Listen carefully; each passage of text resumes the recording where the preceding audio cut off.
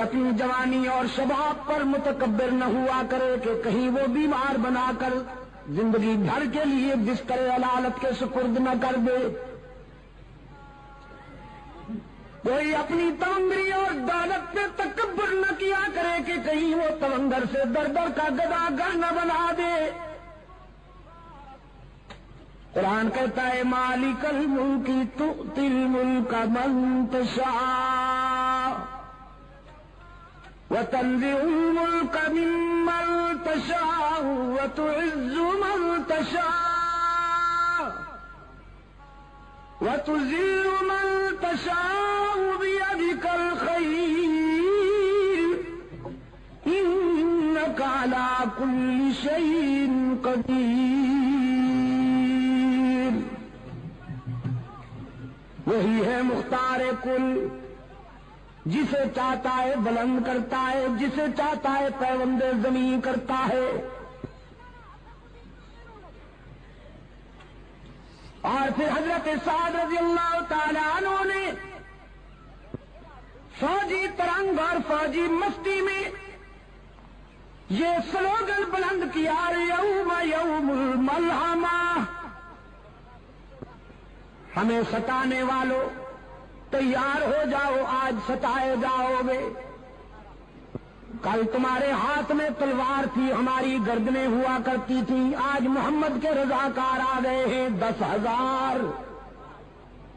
آج ہماری تلوار ہوگی اور تمہاری گردنیں ہوں گی۔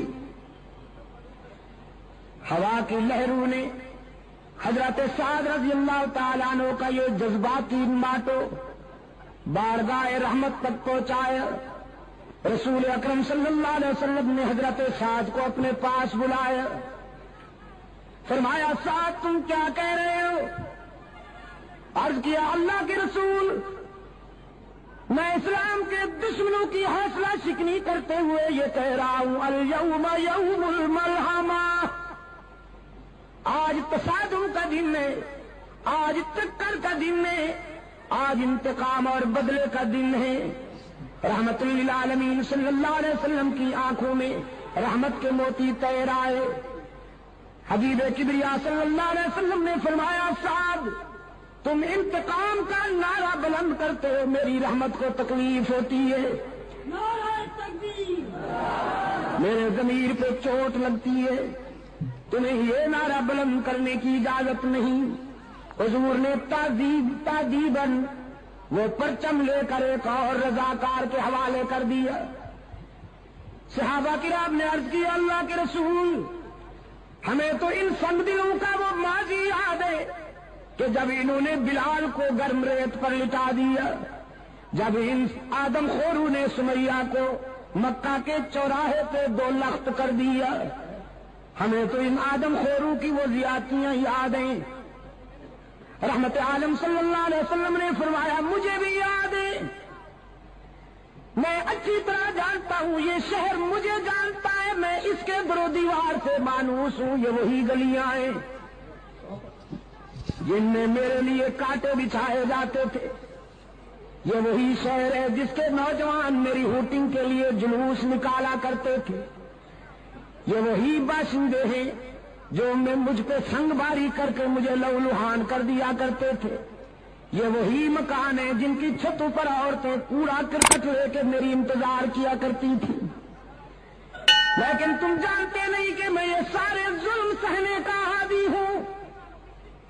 یہ ستانے کے عادی ہیں، ہم معاف کرنے کے عادی ہیں، ان کے دامن پتھروں سے بھرے ہوئے ہیں، ہمارا ظرف افو درگزر سے معمور۔ شاید تمہیں وہ یاد نہیں کہ یہ ساری چوٹیں سہ کر میں بیت اللہ میں پہنچتا جبکہ میرے جسم سے خون بہ رہا ہوتا،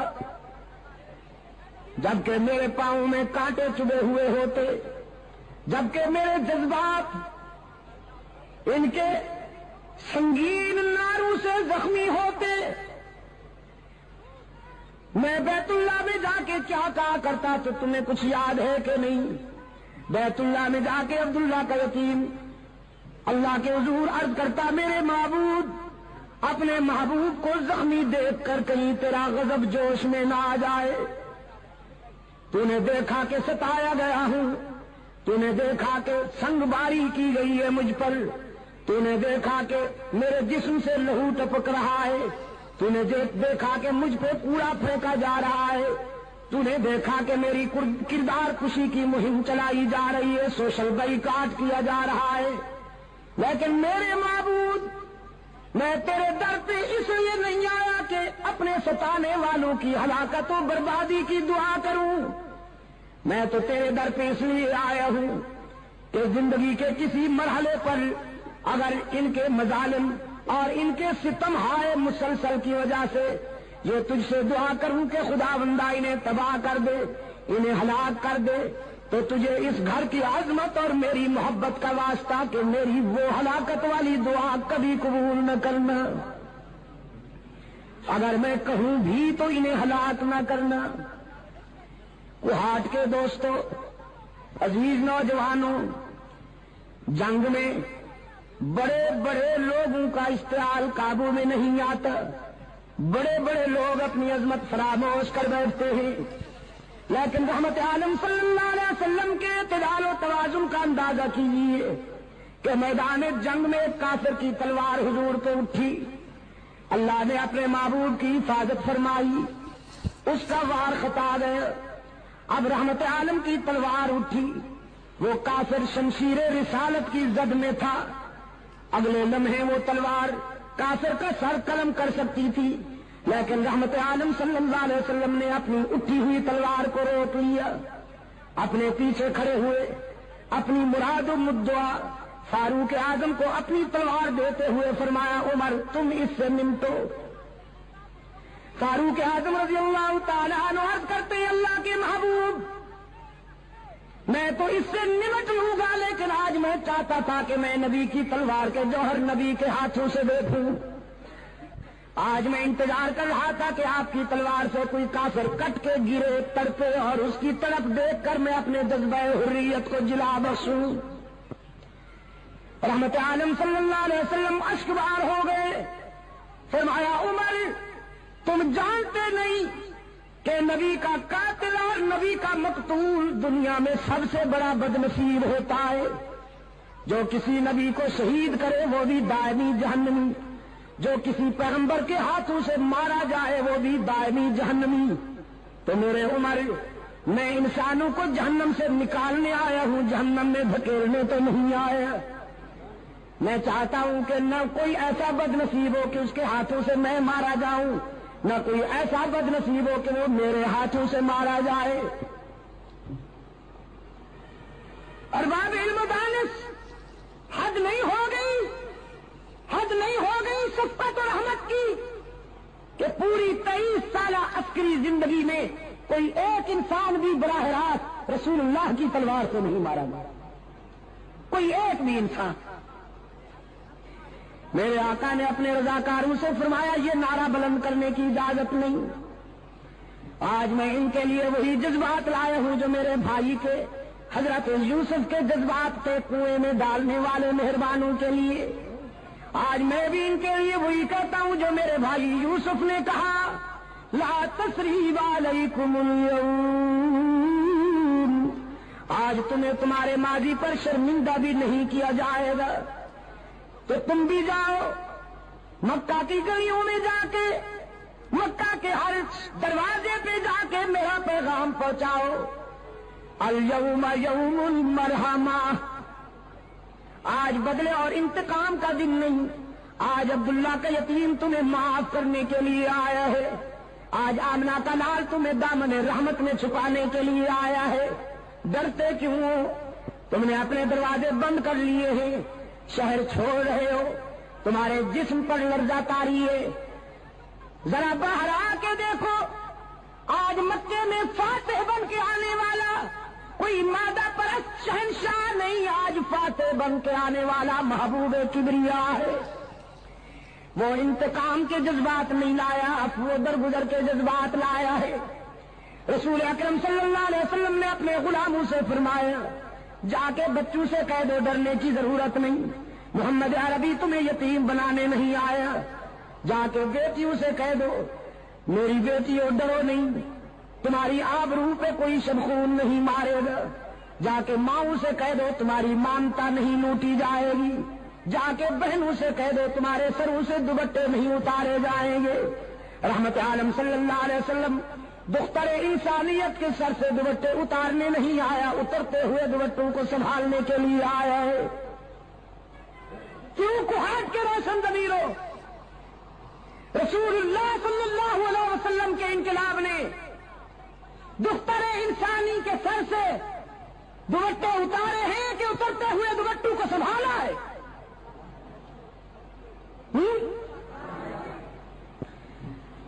اور دور حاضر کا مستشرق، جدید مفکر،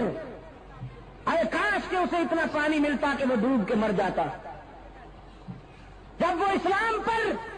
اعتراض کرتے ہوئے یہ کہتا ہے کہ اسلام نے تو میدان جہاد میں، میدان جنگ میں انسانوں کا خون بہایا، عورتوں کی بے حرمتی کی، لیکن وہ خود دیکھے کہ انہوں نے عورت کو کیا مقام دیا ہوا ہے۔ مغربی سوسائٹی کی عورت کھلونا بن کے رہ گئی ہے، اس کو عورت کہتے ہوئے بھی حیا آتی ہے،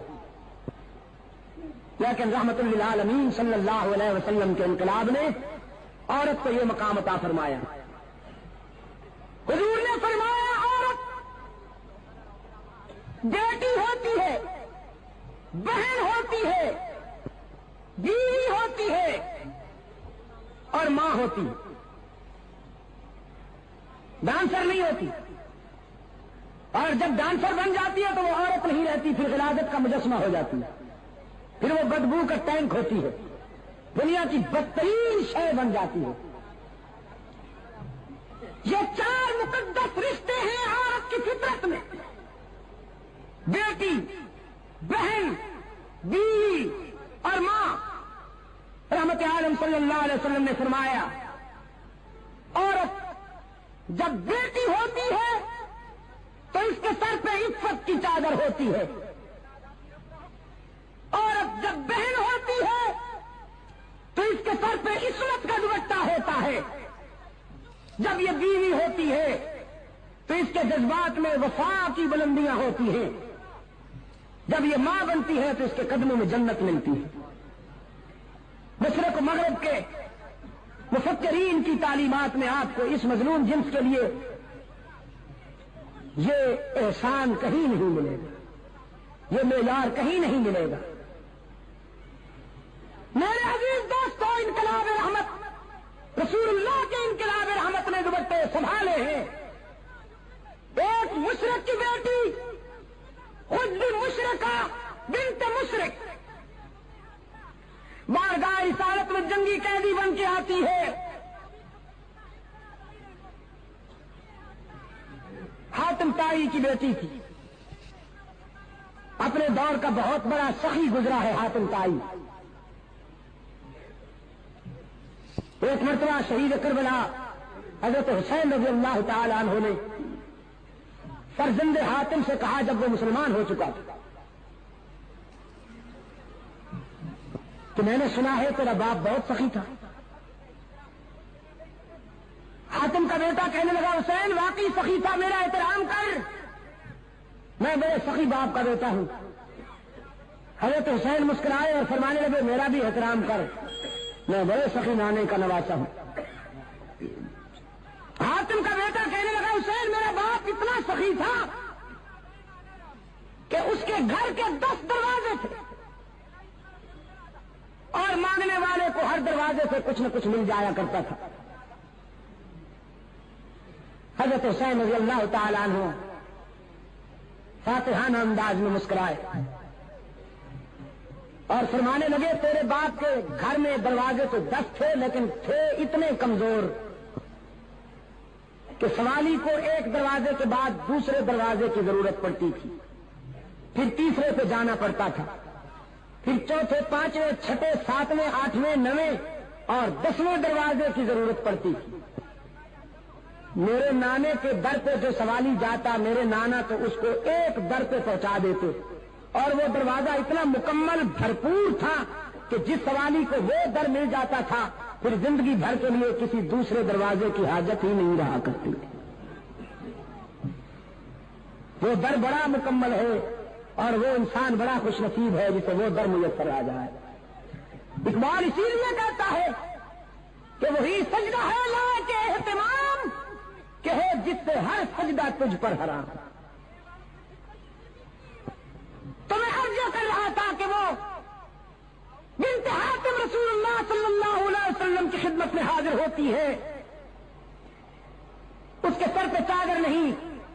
رسول اللہ صلی اللہ علیہ وسلم نے اپنی چادر ایک رضاکار کو دیتے ہوئے فرمایا کہ جاؤ اس بچی کے سر پہ چادر ڈال دو۔ رضاکاروں نے عرض کی اللہ کے رسول مشرکہ ہے، اس کا باپ سخی تو تھا لیکن مشرک تھا، دشمن کی بیٹی ہے، تو ہم آپ کی مقدس چادر ایک کافرہ عورت اور دشمن کی بیٹی کے سر پہ ڈالیں؟ رحمت عالم نے فرمایا بیٹی بیٹی ہوتی ہے، دوست کی ہو یا دشمن کی۔ میرے ہاں معیار یہ نہیں ہے کہ دشمن کی بیٹی ہو تو اس کی رسوائی برداشت کی جائے، اپنے کی بیٹی ہو تو اس کی عزت افزائی کی جائے۔ میرے ہاں معیار یہ ہے کہ جس طرح میں اپنی بیٹی کے لیے چاہتا ہوں کہ اس کا سر کبھی برہنہ نہ ہو، میری رحمت کا تقاضا ہے کہ میرے دشمن کی بیٹی کا سر بھی کبھی برہنہ نہ ہو۔ سرکار دو عالم صلی اللہ علیہ وسلم کی چادر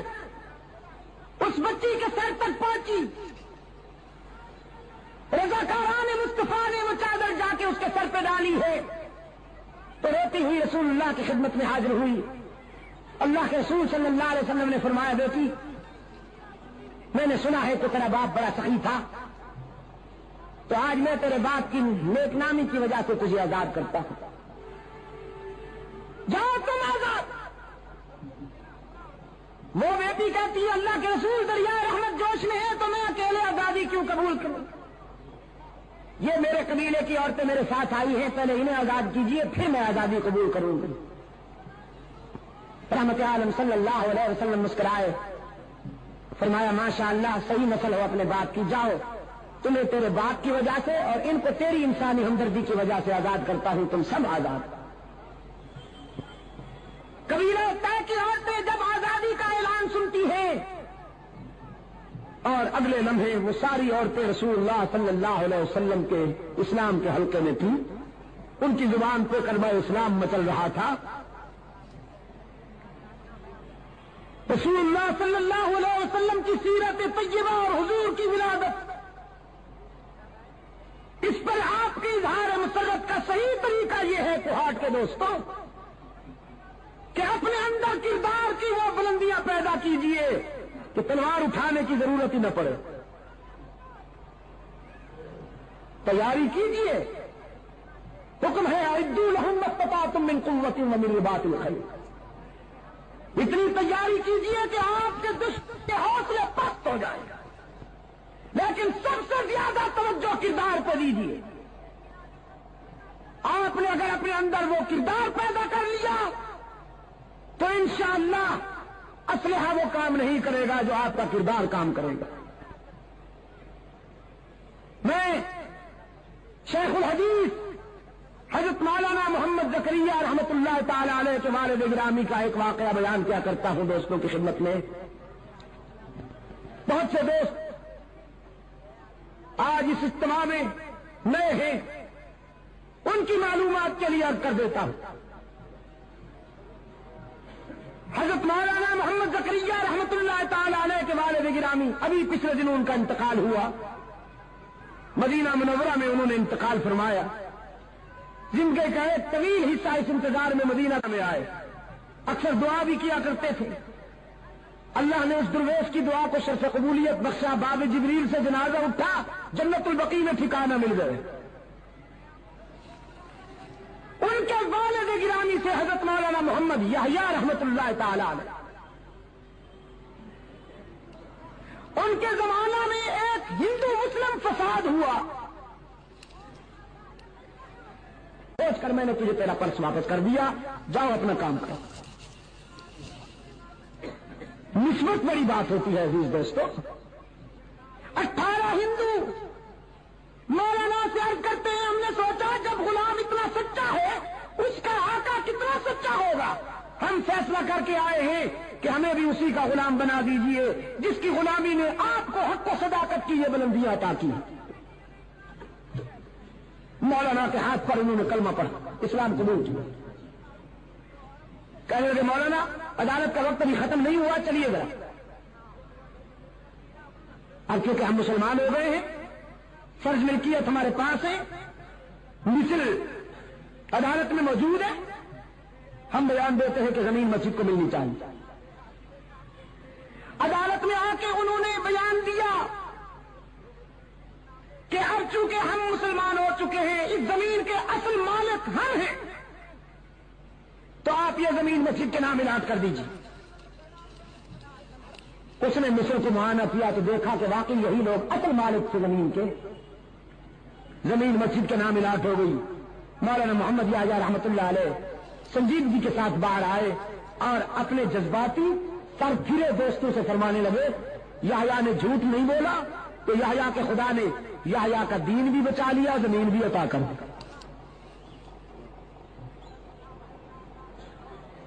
میرا پیغام آپ کے لیے آج یہی ہے کہ آپ حضور اکرم کی ولادت کا جشن یا خوشی اس طرح منائیے کہ رسول اللہ کے زیادہ حیات کو اپنا کر رحمت عالم کا کردار کو اپنی زندگی میں جگہ دیجیے، پھر دیکھیے اثرات کیا ہوتے۔ آج اسرائیل کا یہودی،